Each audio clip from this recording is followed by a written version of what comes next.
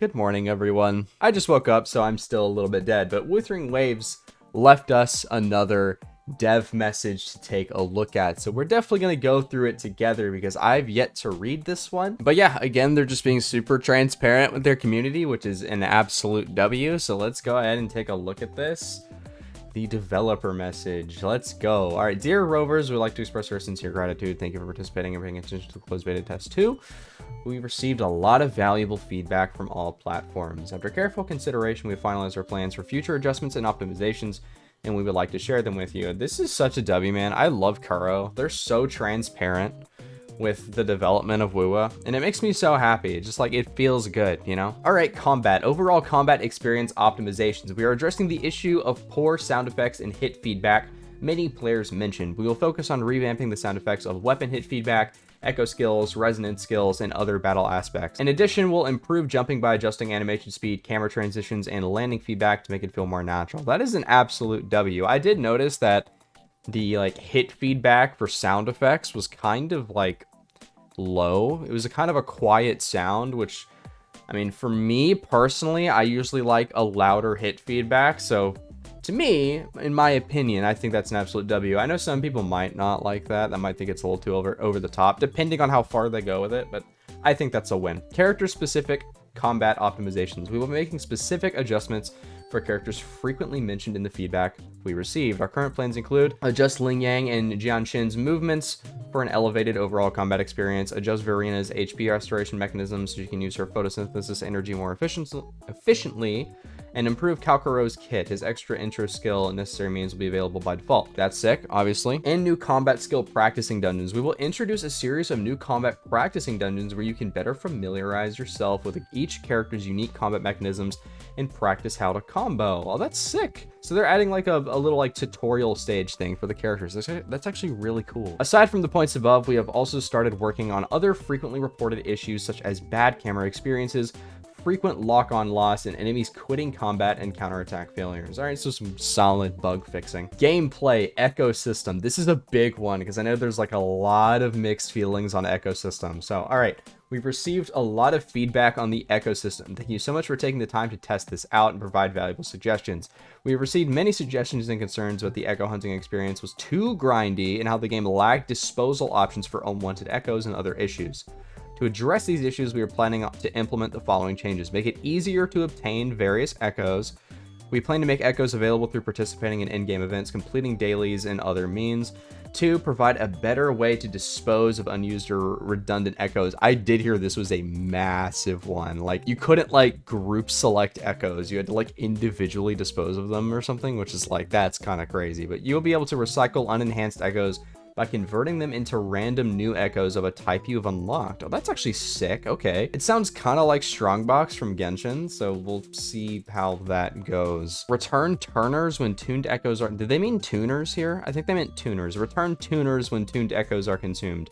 When you use tuned echoes to upgrade other echoes, a designated % of tuners you previously used will be returned. That's a W, because I know, getting tuners was something a lot of people were kind of afraid of. So obviously more ways to get tuners is a W. Make it easier to get your desired substats. Yo, what? Hold on. We will raise the minimum numbers you can get with substat rolling and narrow the range of possible rolling results. That is actually huge. I know that probably seems like such a small thing, but that is actually a kind of a big deal. And number 5, optimize the auto-equip echoes mechanism. Additionally, we will improve the Inferno Rider's echo skill to add a new transformation mode.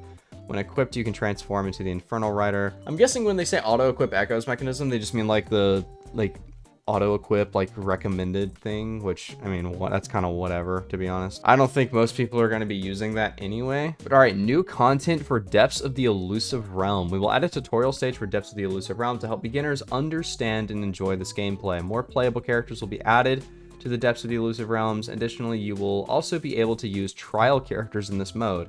Meanwhile, new high difficulty events and special boss mechanisms will be added for you to challenge. Let's go. Higher difficulty content. We'd love to see it. One thing that WUA definitely needs to do right is this high difficulty stuff, because, people like me want that. I want high difficulty content, but obviously not everybody does. I mean, especially mobile players are going to have a harder time doing high difficulty content, because I mean, it's hard to play games like this on mobile. And I think a good way they can do that is something similar to the way Simulated Universe is implemented in Star Rail, because Simulated Universe can get hard, but even if you fail to complete it, you still gain points, which let you claim the rewards. And I think that's a good way to do it, is even if you're not, fully there and can't complete it, you can still get the rewards from it. All right, story cutscenes and animations. We are working on the frequently reported issue about story cutscenes and animations, including strange camera positionings, characters showing up at the wrong time, poorly matched lip animations, and the lack of detail in the story sound effects.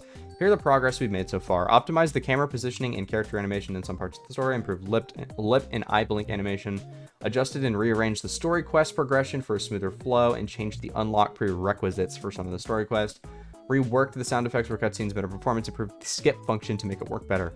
Nice. Again, just some really solid improvements, nothing huge, but obviously welcome changes. Other optimizations and adjustments. Aside from the changes above, we are addressing game issues such as crashes, blank screens, frame drops, and device overheating, blah, blah, blah, blah, blah. That just sounds like, okay, this is just further optimization and improvement. This is just some basic stuff that, no one really cares to hear about. But obviously, even though this stuff is kind of whatever, I mean, it's good that they're doing this. Like, this is a necessary thing. And then localization. We are taking localization quality very seriously, and is a big part of our future optimization plans.